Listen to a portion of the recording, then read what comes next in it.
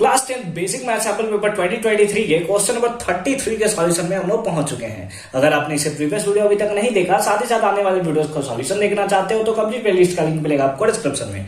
33 क्या है? Prove that if a line drawn parallel to one side of a triangle to intersect the other two sides. क्या बोला है कि एक जो लाइन है वो पैरेलल आता है क्या? One side of a triangle के। ठीक है, अच्छी बात है। ये फिगर भी हमें दिया हुआ है ना।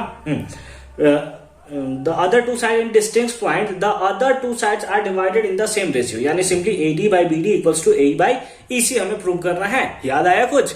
थेल्स थ्योरम यानी कि बेसिक प्रोपोर्शनैलिटी थ्योरम ही हमें यहाँ पे प्रूव करना है। तो चलो एकदम मस्त तरीके से बैठ जाओ कॉपी और पेन लेकर और चलो प्रूव करते हैं। या फिर आप 2x का स्पीड लगा लो और मस्त तरीके से हमें हमारे आवाज को सुनते रहो और प्रूव करते रहो।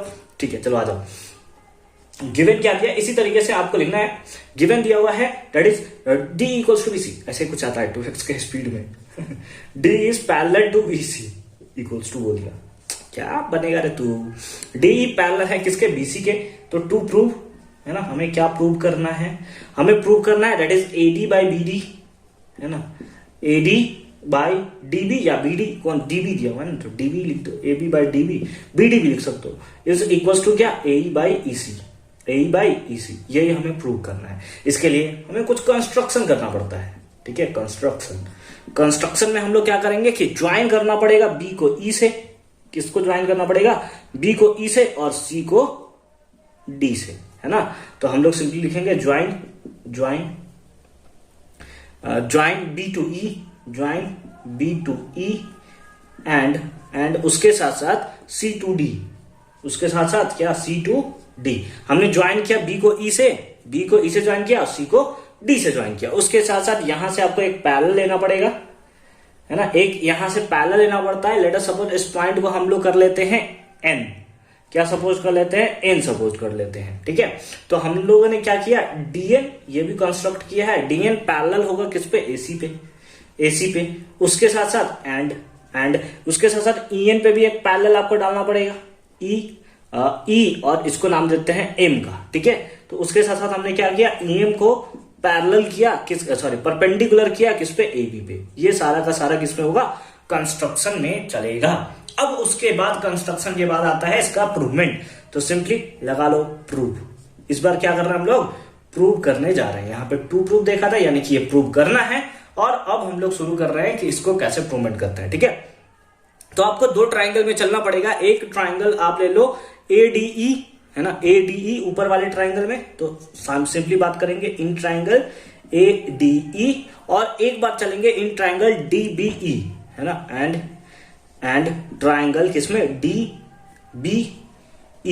ठीक है, एक बार हम लोग क्या कर रहे हैं? ADE और ट्राइंगल DBE इसमें चलेंगे। ठीक है, तो इसमें चलेंगे तो इसका हमें एरिया सिंपली फाइंड आउट करना है। क्या करना है?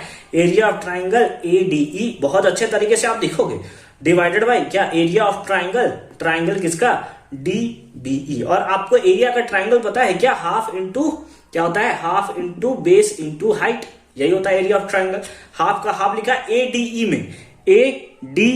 में। अगर हम लोग बेस के बारे में बात करें तो जहां पे परपेंडिकुलर ड्रॉ होता है वही हमारा सिंपली क्या होता है? बेस होता है, यानी कि AD इंटू अगर इस ट्राइंगल ADE और DBE में बात करें तो इसको हमने थोड़ा आगे बढ़ाया है और यहां पर परपेंडिकुलर ड्रॉ किया। मतलब क्या हुआ?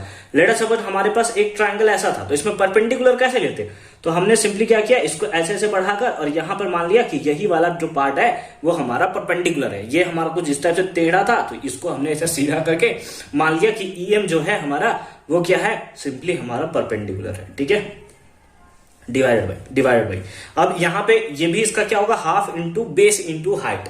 अब इसके लिए बेस हमें ढूंढना पड़ेगा, है ना, बेस हमें ढूंढना पड़ेगा। तो किस में बात कर रहे हैं हम लोग? दैट इज किस में बात कर रहे थे यार?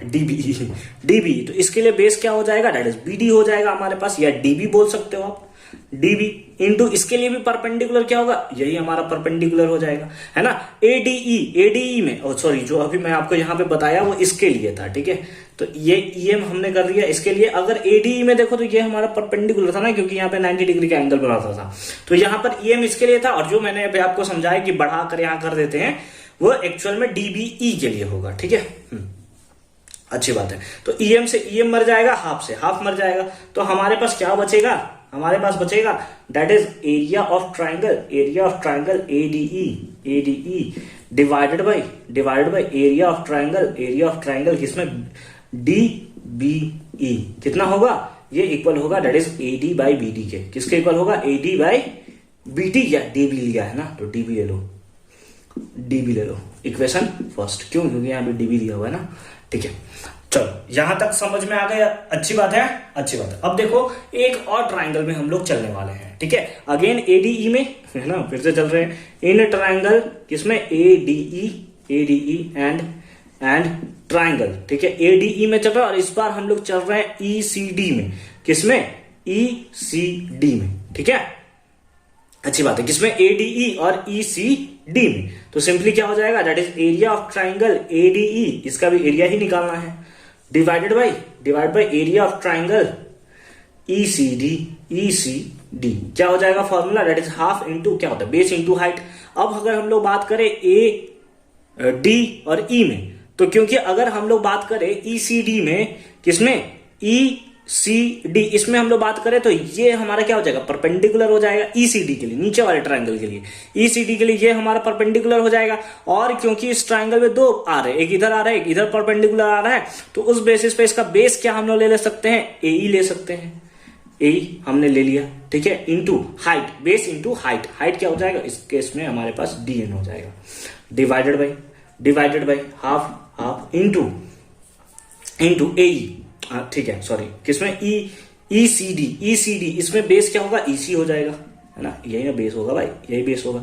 और इसके लिए अगेन ये परपेंडिकुलर, इसको आगे बढ़ा के ड्रॉ किया गया है, यानी कि डीएन हो गया, डीएन से डीएन मर गया, हाफ से हाफ मर गया, तो हमारे पास सिंपली क्या आ गया, that is area of triangle ADE divided by area of triangle ECD is equals to कितना आ गया, एई बाई ईसी। आपको क्या करना है, आपको थोड़ा कंफ्यूजिंग लग रहा होगा, तो चलो देखो मैं आपको एक और तरीका बता देता हूं क्या होगा। देखिए परपेंडिकुलर दोनों ही केस में नीचे ईएम होगा, परपेंडिकुलर और हाफ दोनों ही केस में कटने वाला है, और आपको इस तरीके से सिंपली लेना है, ये हाफ इंटू बेस था ना, बेस इस टाइप से लेना है कि ये आए एडी बाई बीडी, देखो यहाँ पे आ रहा है ना, AD by DB equals to यहाँ पे क्या आया, एई बाई ईसी आया। ये दोनों नंबर जो है, ये इक्वेशन फर्स्ट है, ये इसको इक्वेशन सेकंड बना लो, तो हमारा एक्चुअल में प्रूव हो चुका है। अगर हमारा लेफ्ट हैंड इक्वल रहे तो राइट हैंड इक्वल हो जाएगा, लेकिन लेफ्ट हैंड इक्वल करने के लिए अगर आप देखो तो यहाँ पे एडीई है, नीचे एरिया ऑफ ट्राइंगल डीबीई है और यहाँ पे ईसीडी है, तो ये तो थोड़ा गलत हो चुका है। अगर किसी तरीके से इन दोनों ट्राइंगल को हम लोग बोल दें कि सेम है ना, इन दोनों ट्राइंगल को अगर हम लोग बोलते हैं सेम है, या फिर इन दोनों एरिया को बोलते हैं कि सेम है हमारा, अब ट्राइंगल तो सेम नहीं होगा, एरिया ही अगर हम लोग बोलते सेम है तो हमारा काम बन जाएगा। और यही है एक्चुअल में इसका प्रूवमेंट।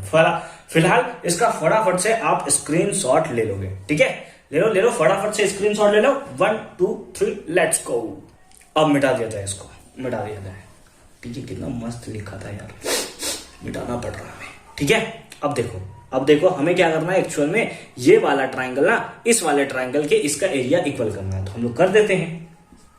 एरिया ऑफ ट्राइंगल DBE ये इक्वल होगा एरिया ऑफ ट्राइंगल किसमें, ECD के। ये क्या बात हुआ सर, क्योंकि करना था आपने कर दिया बिना जबरदस्ती का, कुछ भी लिखे हुए, ठीक है ना भाई, लिख लेते हैं ना, क्यों इक्वल होगा। 9th क्लास का थ्योरम याद रखो, 9th क्लास का थ्योरम ये क्या होता है, ये तो हमें नहीं पता। 9th क्लास का थ्योरम क्या होता है, अगर आप दोनों ट्राइंगल को देखो, DBE इस ट्राइंगल को देखो और उसके साथ साथ ECD अगर दोनों को देखो तो दोनों का सेम बेस नहीं है ED, और उसके साथ साथ दोनों के दोनों क्या है, पैरेलल लाइंस के बीच में बिलोंग करते हैं। तो अगर ऐसा होता है कि दोनों का बेस लाइन सेम होता है, साथ ही साथ दोनों का पैरेलल लाइंस के बीच में होते हैं, तो वो क्या होते हैं, उनका एरिया इक्वल होता है। तो सिंपली यहां पे लिख लोगे कि triangle on same base, triangle on same base and in between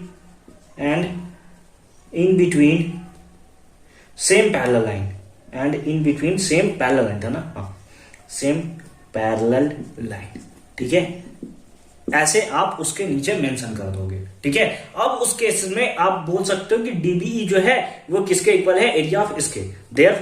therefore अब इसको थोड़ा अगर हम लोग इंप्रूव करके लिखना चाहें तो क्या लिख सकते हैं, area of triangle ADE is divided by ECD, area of triangle ECD, area of triangle ECD, ठीक है, ये इक्वल होगा DBE के। तो इसके प्लेस पे हम लोग क्या लिख सकते हैं, area of triangle DBE, area of triangle DBE, ये इक्वल होगा किसके, AE बाय EC के, AE बाय EC को। इसको बना लो इक्वेशन थर्ड। ये फर्स्ट हो गया, ये हमारा सेकेंड हो गया। तो from equation first and third, first और थर्ड से अगर हम लोग चले तो क्या होगा, क्योंकि लेफ्ट हैंड दोनों का इक्वल है तो राइट हैंड क्या हो जाएगा, इक्वल हो जाएगा। यानी कि हम लोग बोल सकते हैं AD बाय DB ये हमारा इक्वल होगा, दैट इज किसके, AE बाय EC के। और ये हो गया हमारा क्या, प्रूव्ड। एक पार्ट तो हमारा यहाँ पे कंप्लीट हो जाता है। ये क्या बात कर रहे हो सर, एक पार्ट कंप्लीट हुआ,